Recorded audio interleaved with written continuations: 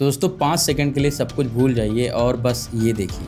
मैंने गेट खोला, गेट खोलते ही वो क्योंकि पॉकेट में नीचे से गिर गया, ये बंदा झुका, ये इसने उठाया और ये देखो आगे बढ़ गया ये। हाँ, ये है मेरा 1.5 लाख का सैमसंग S24 अल्ट्रा जो चोरी हुआ था। और भाई वो फीलिंग होती है ना जब आपको अचानक से पता चलता है कि आपकी सबसे कीमती चीज़ों में से एक चीज़ गायब है। जब पता चला ना तो ऐसा लगा कि पेट के अंदर से कुछ चीज़ ऐसे उड़ के चली गई हो। एकदम से भाई दिल बैठ गया था। लेकिन ना कहानी में एक ट्विस्ट है और अच्छा ट्विस्ट है। ये S24 अल्ट्रा 29 मार्च को चोरी हुआ था। अगले दिन 30 मार्च को ये जब वापस मिला ना तो ऐसा लगा कि जादू हुआ हो कोई। अब इसको वापस मिलने में सैमसंग फ़ोन के कुछ फीचर्स ना भाई बहुत काम आए और इन 1.5-2 दिनों में ना मुझे बहुत सारी सीख भी मिली।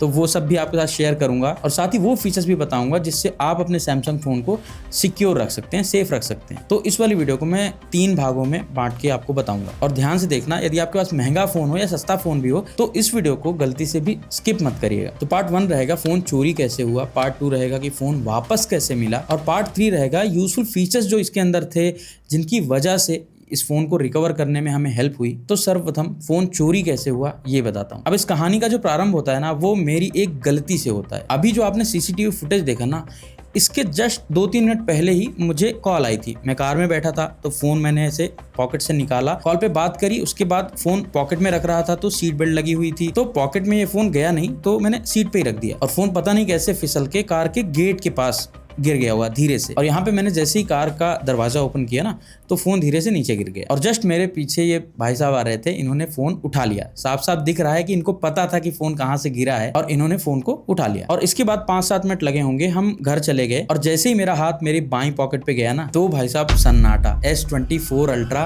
गायब। और ये ऐसा समय था जब मेरी हृदय गति, दिल की धड़कन थोड़ा सा बढ़ गई थी। अब पहले तो यही नहीं समझ में आया कि फोन गया कहाँ। और ऐसी परिस्थिति में लोग कहते हैं ना कि पैनिक नहीं होना है, परेशान नहीं होना। पर भाई जब 1.5 लाख की चीज जेब से गायब मिलेगी ना तो दिमाग सुन्न हो जाता है एकदम। तो तुरंत ही मैंने वाइफ का फोन लिया और कांपते हाथों से भाई फोन मिला है। अब इस टाइम तक मुझे लग रहा था कि फोन कहीं गिरा होगा, हो सकता है किसी भले आदमी को मिल जाए। बट जब कॉल करी तो घंटी बज रही है, लगातार बज रही है। 1 मिनट, 5 मिनट, 15 मिनट, 20 मिनट हो गए, हम लगातार कॉल कर रहे थे बट किसी ने फोन को पिक नहीं किया। अब हम उस लोकेशन पे वापस भी गए जहाँ पे हमें डाउट था कि फोन गिरा होगा, वहां पे रहते हुए भी हम कॉल कर रहे थे बट किसी ने कॉल नहीं उठाई।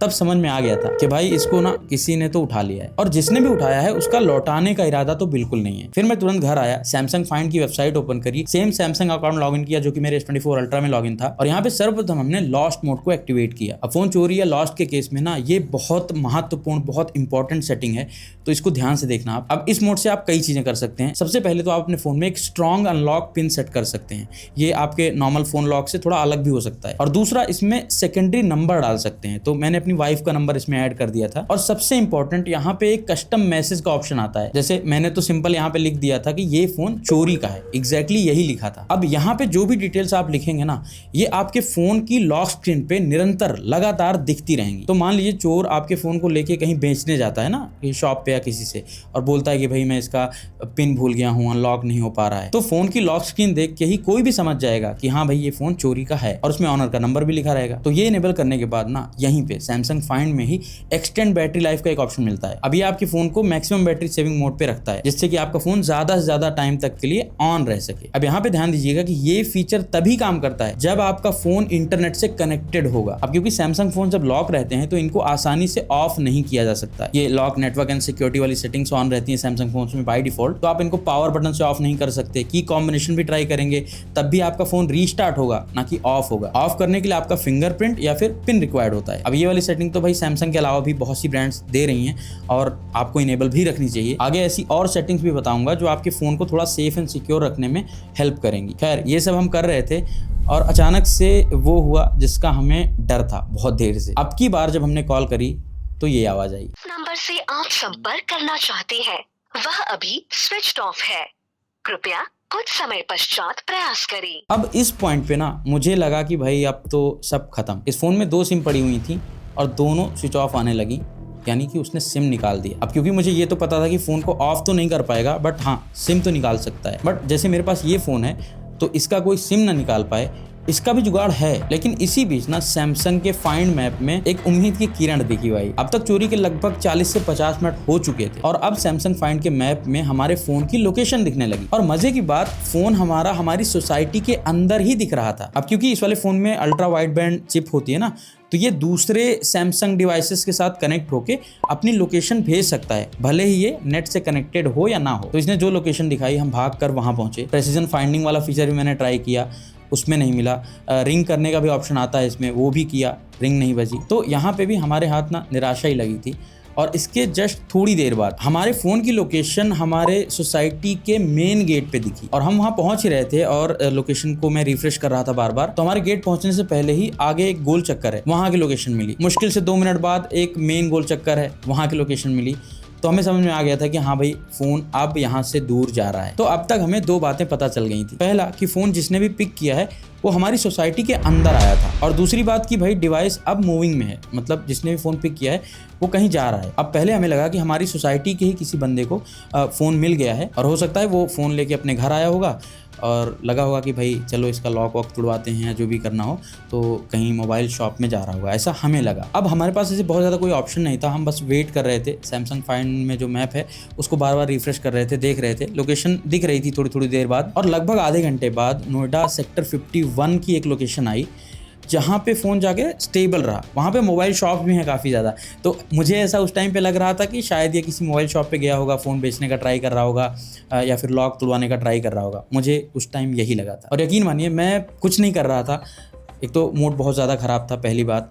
अपने आप को भी कोस रहा था क्योंकि मुझसे ही गलती हुई थी कहीं ना कहीं, मतलब फ़ोन मैंने थोड़ा ध्यान से नहीं रखा, तो लापरवाही तो मेरी थी। बट जिसको मिला था आई थिंक उसे देना चाहिए था, और क्योंकि उसने नहीं दिया, सिम निकाली, इसीलिए मैं उसको चोर बुला रहा हूँ। अदरवाइज मैं उसको चोर शायद ना बुलाता। तो सारा दिन मैं लोकेशन रिफ्रेश करता रहा और सारा दिन लोकेशन उसी एरिया के आसपास की ही दिखाता रहा, मतलब मुश्किल से 1-1.5 किलोमीटर के अंदर की। अब क्योंकि सैमसंग फाइंड में मुझे मेरे फ़ोन की लोकेशन दिख रही थी, ऐसा लग रहा था कि हाँ भाई फ़ोन ऑन है, जिंदा है, तो एक उम्मीद बनी हुई थी। अब मान लीजिए सिम निकलते ही सारा कनेक्शन टूट जाता, मुझे फ़ोन की कोई लोकेशन दिखती नहीं, तो मैं क्या करता, उस दिन या फिर नेक्स्ट डे जाता, FIR करता और फ़ोन को भूलने का ट्राई करता। बट क्योंकि मुझे लोकेशन मिल रही थी और मुझे लग रहा था कि हो सकता है वो बंदा फिर से सोसाइटी आएगा, बट ऐसा हुआ नहीं। रात तक मैं वेट करता रहा बट वो आया नहीं, वो वहीं पे रुकी रही लोकेशन और मैं जैसे तैसे सोया हूँ। और उसके बाद ना कहानी स्टार्ट होती है नेक्स्ट डे। तो अब आ गए हम इसके सेकंड पार्ट में कि फ़ोन एक्चुअली में मुझे वापस कैसे मिला। तो सुबह उठ के भी चेक किया तो लोकेशन वही सेक्टर 51 की ही दिखा रहा था। अब इस टाइम तक हमने सोच लिया था कि अभी चलेंगे, FIR करेंगे और उस लोकेशन पे भी जाएंगे जहाँ पे फ़ोन दिख रहा है, मे बी मिल जाए या फिर कुछ हो। बट अर्ली मॉर्निंग ही 7-7:15 बजे मैं सोसाइटी के बाहर गया था किसी काम से। लौटते टाइम जो मेन गेट पे गार्ड्स थे ना, मैंने उनसे बात करी और उनको बताया कि हमें डाउट है कि हम यहाँ पे रुके थे जब, तो हमारा फ़ोन यहाँ पे गिरा है। और उनसे पूछा कि क्या ये आपके CCTV कैमरा में मतलब कहीं दिख सकता है। तो उन्होंने एक एरिया बताया कि हाँ, यहाँ तक का व्यू आपको मिल सकता है, आप ऑफिस में CCTV फुटेज वाले डिपार्टमेंट में चले जाइए, वहाँ पे पता कर लीजिए। और फिर हमने काफ़ी देर अलग अलग एंगल से CCTV फुटेज देखा। फिर ये वाला एंगल मिला जिसमें ये व्यू मिल रहा था, जिसमें भाई साफ साफ दिख रहा था कि फ़ोन ये बंदा उठा रहा है मेरे पीछे से। अब क्योंकि सैमसंग फाइंड में हमें 2 इन्फॉर्मेशन बहुत क्लियर मिली थी। एक कि जिसने फ़ोन उठाया था वो हमारी सोसाइटी के अंदर आया था, और सेकंड कि हमारा फ़ोन अभी के टाइम पे सेक्टर 51-52 के आसपास है। तो अब सोसाइटी के हमने अलग अलग कैमरा चेक करना शुरू किया कि भाई ये कहाँ कहाँ गया। तब हमें पता चला कि ये एग्जैक्टली किस टावर में गया था। अब हमें बस ये पता करना था कि क्या इस टावर में किसी ने नोएडा सेक्टर 51 की एंट्री करी है। तो हाँ, जो हमने टाइमिंग बताई गार्ड साहब को, उन्होंने दिखाया और उस टाइम पे या फिर उस पूरे दिन में सेक्टर 51 की सिर्फ एक एंट्री थी। और फिर यहाँ हमारी सोसाइटी में जो सिक्योरिटी स्टाफ हैं उन्होंने पूरी डिटेल्स निकालनी कि ये कौन आया था, किसके यहाँ आया था, किस काम से आया था, किस शॉप पे काम करता है, सारी डिटेल्स इन्होंने ही निकाल ली। फिर फाइनली उससे बात हुई जिसके लिए ये बंदा काम करता है। उस टाइम मैं भी वहीं था, स्पीकर पे था फ़ोन। उन्होंने मानने से मना कर दिया कि हमारे बंदे भाई इस तरह नहीं करेंगे, नहीं करते कभी। बट फिर उनको CCTV फुटेज भेजा गया और ये बताया गया कि हमारे फ़ोन की जो लोकेशन है ना, वो आपके शॉप के आसपास की ही दिखा रहा है। तब जाके उन्होंने एक्सेप्ट किया, मैं भी था वहीं पे, मैंने भी सुना, उन्होंने एक्सेप्ट किया कि हाँ ये बंदा हमारे यहाँ ही काम करता है और जो भी होगा मैं इससे एक बार बुला के बात करता हूँ और आपको अभी कुछ देर में बताता हूँ। फिर इसके लगभग 1.5-2 घंटे बाद मुझे कॉल आती है और ये बताया जाता है कि भाई हमने उसे बुलाया, हमने उससे पूछा तो उसने बहुत सारी अलग अलग कहानियाँ बताई, बट फाइनली उसने हमें फ़ोन दे दिया है और आप आके फ़ोन लेके जाओ। तो उस टाइम थोड़ा सा मुझे डाउट हुआ, तो मैंने बात भी करी सिक्योरिटी ऑफिसर जो यहाँ पे थे, तो उन्होंने कहा कि उनको बुलाओ, मतलब वो फ़ोन लेके गए हैं, वो देने आएंगे। तो जब मैंने उनको ये बोला तो उन्होंने बोला देखिए आप आके एक बार फ़ोन चेक कर लीजिए, कोई टूटा फूटा तो नहीं है, कुछ वैसा तो नहीं है, आपका ही फ़ोन है या नहीं है। तो भाई मैंने बोला कि मेरा फ़ोन मिल रहा है तो फालतू झंझट में नहीं पड़ते, जाके चेक करते हैं और लेके आते हैं अगर मेरा ही फ़ोन है तो हम लोग वहाँ शॉप पे पहुँचे और उन्होंने हमारा फ़ोन दिया। मैंने देखा फ़ोन मेरा एकदम सही सलामत कंडीशन में था, ये वाला कवर इसमें लगा था, ये भी लगा था, एकदम सही सलामत, कोई दिक्कत नहीं थी। और वो लॉस्ट मोड में जो हमने मैसेज टाइप किया था वो भी दिख रहा था स्क्रीन पे वाइफ के नंबर के साथ। हालांकि जब वो फ़ोन दे रहे थे तो उन्होंने बोला कि भाई प्लीज़ पुलिस कंप्लेंट मत करिएगा, उसने गलती करी है और वो उसे मान रहा है। इनफैक्ट मैंने एक बार बोला कि मुझे उस बंदे से मिला दो, तो उन्होंने मना किया। तो जिसने भी इस फ़ोन को चुराया था ना, मेरी उससे मुलाकात नहीं हुई, परंतु यहाँ पे एक रोचक चीज़ पता चली जब मैंने फ़ोन को अनलॉक किया। जो अपना चोर भाई था ना, उसने गलती से लॉक स्क्रीन में जो कैमरा शॉर्टकट होता है उसको ओपन करके गलती से शायद सेल्फी क्लिक हो गई उससे, और क्योंकि फ़ोन लॉक था तो सेल्फी डिलीट भी नहीं हुई, फ़ोटो मेरे पास है उसकी वजह से। तो भाई इस तरह से मेरा सैमसंग S24 अल्ट्रा मुझे वापस मिला, बहुत ज़्यादा सुकून हुआ, मतलब बहुत ज़्यादा अच्छा लगा उस टाइम पे। और इसी के साथ ना आप तीसरे पार्ट पे चलते हैं, वो फीचर्स जो कि आप अपने सैमसंग फ़ोन में इनेबल करके रख सकते हैं, जिससे कि आपके फ़ोन के चोरी होने या खोने की संभावना कम हो जाएगी। सबसे पहले यदि आपके फ़ोन में ई सिम का ऑप्शन है तो ई सिम अवश्य यूज़ करिए। अब ऑप्शन तो मेरे फ़ोन में भी था, बट मुझे क्या है ना, फ़ोन्स कई बार स्विच करने पड़ते हैं रिव्यू पर्पज़ के लिए ना, अलग अलग फ़ोन्स ट्राई करते हैं, यूज़ करते हैं, तो मैं अपनी मेन सिम ही डालता हूँ सभी फ़ोन्स में। बाकी हाँ, अभी के टाइम पे सैमसंग के बहुत से फ़ोन्स आते हैं जिनमें ई सिम का सपोर्ट होता है। इनफैक्ट और भी ब्रांड्स हैं जो कि ई सिम वाले फ़ोन्स बेचती हैं, पिक्सल में भी हैं, मोटोरोला में भी हैं, आई फ़ोन्स में मिलता है। इवन इस साल तो वन प्लस, वीवो और ओप्पो के भी फ्लैगशिप फ़ोन्स में मैंने देखा है ई सिम का सपोर्ट है। अब मान लीजिए इसमें ई सिम होती तो सिम निकल ही नहीं पाती और ट्रैकिंग एकदम आसान हो जाती। सेकंड फीचर है सैमसंग सेटिंग्स में ना लॉक नेटवर्क एंड सिक्योरिटी का ऑप्शन मिलता है। ये बाय डिफॉल्ट ऑन रहता है सभी सैमसंग फोन में, इसको कभी ऑफ मत करिएगा। इसके ऑन रहने से क्या होता है कि जब आपका फोन लॉक रहता है और उसे कोई ऑफ करने जाएगा तो ऑथेंटिकेशन मांगेगा, पिन पैटर्न पासवर्ड का, और इसी के साथ क्विक टॉगल भी एक्सेस नहीं कर पाएगा, तो एयरप्लेन मोड भी नहीं लगेगा, ना ही नेटवर्क ऑफ कर पाएगा कोई। और तीसरा फीचर जो आपको अपने सैमसंग फोन को परचेस करते ही इनेबल करना है, आपको उसमें सैमसंग अकाउंट से लॉगिन करना है और सेटिंग में ऑफलाइन फाइंडिंग नाम से एक फीचर आएगा, इसके अंदर जाइए और सारे ही ऑप्शंस को आप इनेबल कर दीजिए। अब ये सेटिंग भी ना बहुत इंपॉर्टेंट है, अगर इसमें ऑफलाइन फाइंडिंग इनेबल ना होती ना तो सिम निकलने के बाद ये ट्रैक नहीं होता, क्योंकि मैंने गूगल फाइंड माई डिवाइस का भी यूज़ किया था, तो जैसे ही इसकी सिम निकली थी ना उसके बाद गूगल में उसकी कोई लोकेशन नहीं आ रही थी। और चौथा ऑप्शन है, अभी के टाइम पे ना गूगल ने थेफ्ट प्रोटेक्शन में अलग अलग बहुत सारे सिक्योरिटी फीचर्स ऐड किए हैं। अगर आपके फ़ोन की सेटिंग में थेफ्ट प्रोटेक्शन वाला फीचर मिलता है तो इसके अंदर भी जाके ना आइडेंटिटी चेक मिल जाता है, इसको इनेबल कर दीजिए। रिमोट लॉक का फीचर मिलता है, इसको इनेबल, बेसिकली इसके अंदर भी सारे फीचर्स को आपको इनेबल करके रखना है। साथ ही सैमसंग के फोन में ना ऑटो ब्लॉकर का एक फीचर होता है, तो इसको भी ऑलवेज इनेबल करके रखना है आपको। अब इसको ऑन करने से सबसे पहले तो भाई सस्पिशियस जो एप्लीकेशंस होते हैं उनसे सुरक्षा मिलती है, बट इसका जो सबसे मेन फीचर है ना वो ये है कि आपके फोन में कोई USB केबल कनेक्ट करके और कमांड्स देके आपके फोन का डेटा एक्सेस करना चाहेगा तो वो नहीं कर सकता, वो चीजें एकदम से ब्लॉक कर देता है। बाकी जो मैंने स्टार्टिंग में बताया था कि इस फोन में Samsung ultra wide band chip use करता है, तो सैमसंग अपने मोस्टली फ्लैगशिप स्मार्टफोन्स में ये चिप का यूज करता है, बजट फोन्स में या फिर A सीरीज में। इनफैक्ट जो ये S सीरीज में भी बेस मॉडल होते हैं ना, S23, 24, 25, इनमें भी unfortunately ultra wide band chip नहीं मिलती है। हालांकि जो प्लस और अल्ट्रा मॉडल्स होते हैं उनमें होती है और साथ में फ्लिप एंड फोल्ड डिवाइसेस में भी होती है। अब ये वाला चिपसेट भी सैमसंग के अलावा कई ब्रांड्स यूज करते हैं, पिक्सल में भी आपको मिल जाएगा, आईफोन्स में भी मिलता है, तो उसमें भी प्रिसिजन फाइंडिंग आपने देखा होगा बहुत अच्छी है। हालांकि एक बात अवश्य कहना चाहूंगा कि ये सब करके भी आपका ये फोन या कोई भी फोन एकदम से थेफ्ट प्रूफ नहीं बन जाएगा कि चोरी ही नहीं हो सकता कभी, बट ये सारे फीचर्स इनेबल करके ना आप एक एक्स्ट्रा लेयर ऐड करते हैं सिक्योरिटी। अब इसको एक छोटे से एग्जांपल समझते हैं, आपका घर है, मेन डोर है उसका, बाहर जाते हैं तो आप उसको लॉक करके जाते होंगे। आप चाहे तो 50 रुपए वाला लॉक भी लगा सकते हैं, चाहे तो 500 वाला लगा सकते हैं। मोस्टली लोग बड़े लॉक लगाना प्रेफर करते हैं, महंगे वाले, मजबूत वाले। क्यों?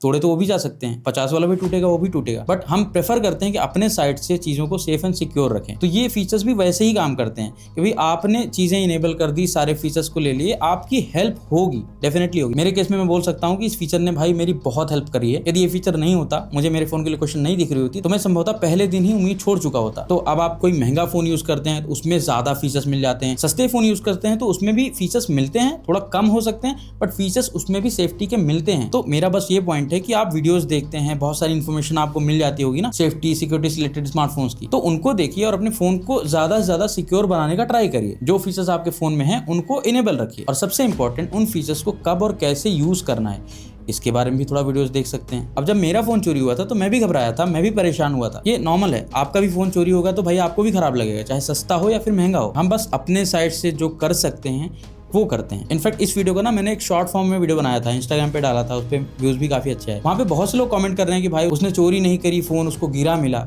चलो मान लिया उसको फ़ोन गिरा मिला, तो क्या गिरा मिलेगा तो मतलब सिम निकाल के फेंक देगा? मतलब इससे क्या समझाएगा? वो चोरी कहा जाएगा ना, मेरे हिसाब से चोरी कहा जाएगा। और ऐसा कई बार होता है कि आपका फ़ोन जिसको मिलता है ना वो कॉल पिक कर लेता है और आपको फ़ोन वापस कर देता है। हुआ होगा मे बी आप में से बहुत से लोगों के साथ। और हाँ, यहाँ पे मैं आपसे भी जानना चाहता हूँ, कभी आपके साथ ऐसा कोई एक्सपीरियंस रहा हो चोरी का?